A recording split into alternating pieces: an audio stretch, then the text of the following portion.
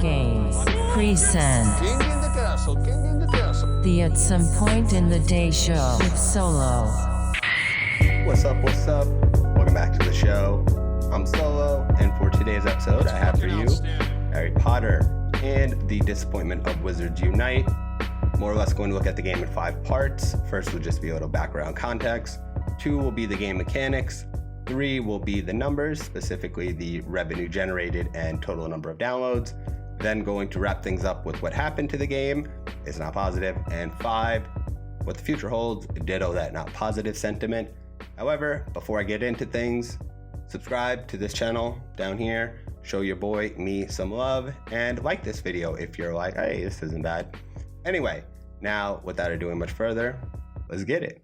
Part 1. Harry Potter Wizards Unite is an augmented reality mobile game that was created by Niantic Studios in partnership with Warner Brothers. Niantic is the company that is also behind Pokemon Go, which is, in my opinion, the best mobile game of all time and statistically the biggest mobile game of all time, having generated almost $1 billion last year and just over its lifetime is ridiculous. However, this game, Wizards Unite, was announced in November of 2017 following that summer of Pokemon Go and all of that momentum. So as a Harry Potter fan myself, and a lot of Harry Potter fans, to hear that this idea of Pokemon Go that so encaptured people was going to get a Harry Potter version was one of the coolest things that we'd ever heard, if only because there's not a lot of good games from the Harry Potter world if you look outside like the movie games and the Lego games. So now you have this whole gigantic Harry Potter fandom. It's a very large group, let the numbers show you. And that would be a great group to capture. It would bring in a whole lot of people who might not necessarily have been gamers. But now in November, following the announcement, they went radio silent until that summer, released a little bit of teaser stuff, and then went radio silent again until the March of the following year. Now we're in 2019, so from 2017 to 2019, you got 2 announcements. The hype sort of died down. Harry Potter is not where it was 2-3 years ago itself. It's sort of been hurt by the Fantastic Beasts and the J.K. Rowling whatevers. And it's then released in June, very quietly, on the 20th, a day before its official announced scheduled date, with no marketing. That's where we start this. So the game was promised. Now I guess we're going to jump into part 2. So part 2. Game mechanics. So the game was promised with a multi-year, in-depth experiential story that basically started with 2 individuals, Grim and Penelope Foley, disappearing from the Ministry of Magic, and you have to help get them. So how does that work into the gameplay? So the game has a lot of similarities and differences from Pokemon Go. So for the similarities, you have the idea of fortresses where you can battle people for things. That's just like a gym. You have port keys, which are walk a certain amount of distance and you unlock things, just like Pokemon Go. And you battle things that pop up in random places, just like Pokemon Go.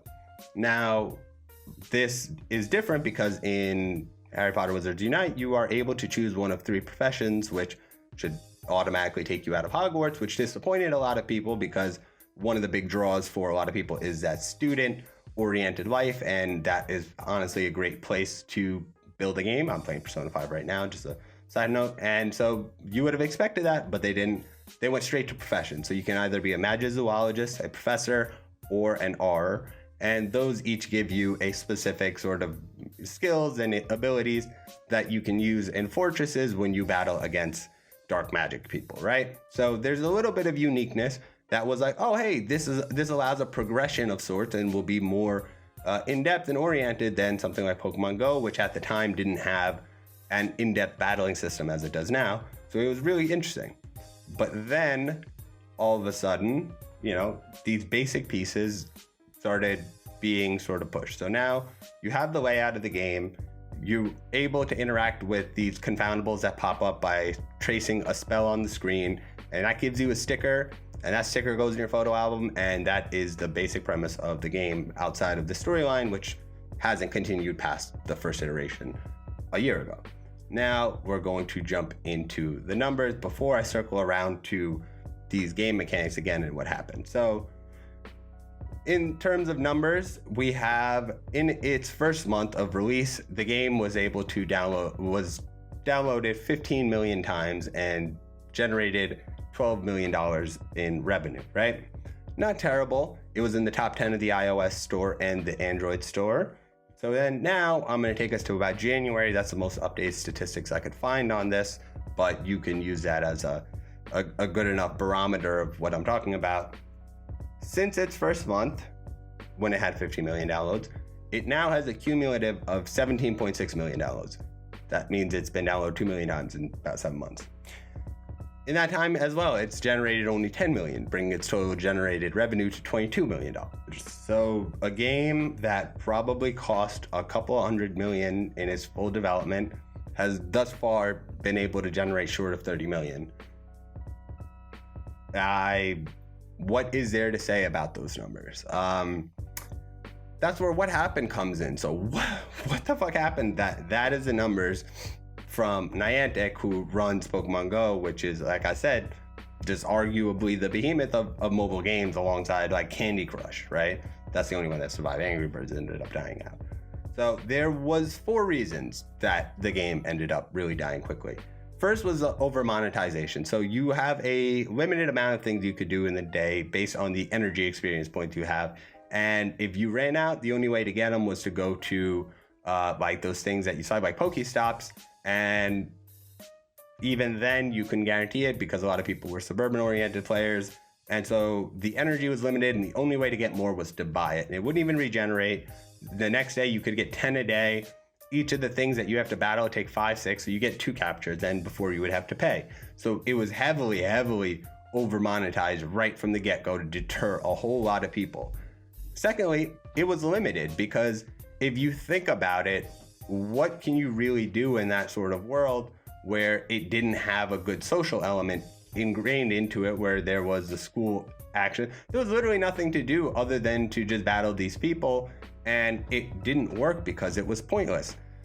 Harry Potter, Wizards Unite, if I battle these characters from the story, yes, it's very novel to see, you know, this you know, the mirror of Eristat or something, but what is a functional usage and point of like repeating that playing process of just swiping it down every time and trying to collect it beyond a sticker book? Pokemon is a collection of Pokemon. Like, the Pokemon has always been more interactive, and Nintendo doubled down by bringing Pokemon Go Let's Eevee, allowing you to go back and forth, and now they have Pokemon Home. So they've brought in a larger world, whereas Wizards Unite, like, you're collecting stickers, and then they have events, and then these events are just extra spawns and more stickers, and it's just like, the game never gave you a reason to reinvest yourself over time. There's still people playing, so I don't mean that as an insult to the people playing, but I just don't personally get what the point is at this. Like, Pokemon has the inherent concept of collect these things, like bug collecting. That's where it was founded on from the creator. But Harry Potter, it's elements like when you go to the Harry Potter world and you could like wave a wand at something and you can interact with it. It's different because you're surrounded by the aesthetic, thematic world and the actual sets, right? Versus I'm sitting on my phone and I'm playing and I see a troll and I swipe them and then I got a sticker and it's like, all right, the end.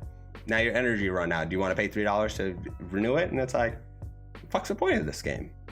There is none. And that ended up hurting it because they never, if the story was the point, they should involve the story. If the idea that you could be these different characters and battle in fortresses was like, it's the same thing Fortnite's having a little bit of issue with, which is you have to commit to a degree as to what you want your predominant line to be. They didn't do that, and that ended up affecting them very negatively, and you could tell by that drop-off rate that I mentioned in the numbers. So, that's pretty much what those are 4 elements that tied together basically answer the question. The future of this game, not very bright at all. I can't imagine, I think it's just very hard for games to recapture momentum after they are initially launched, unless they cut themselves out of the App Store and relaunch as something new. No Man's Sky, Sea of Thieves, like a lot of these games try to pivot in, and yeah, you can capture a slightly larger market over time, but you're never going to get what you could have if you had launched it right on the initial batch.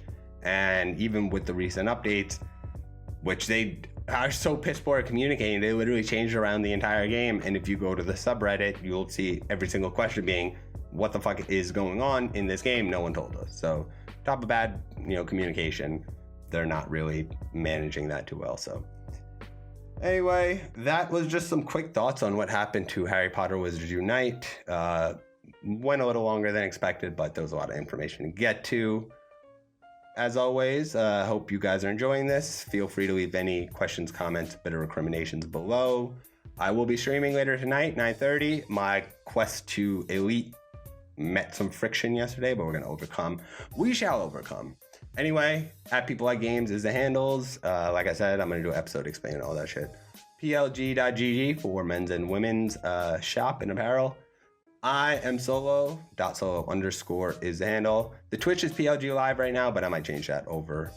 I might make an announcement on that, but for now it's PLG Live.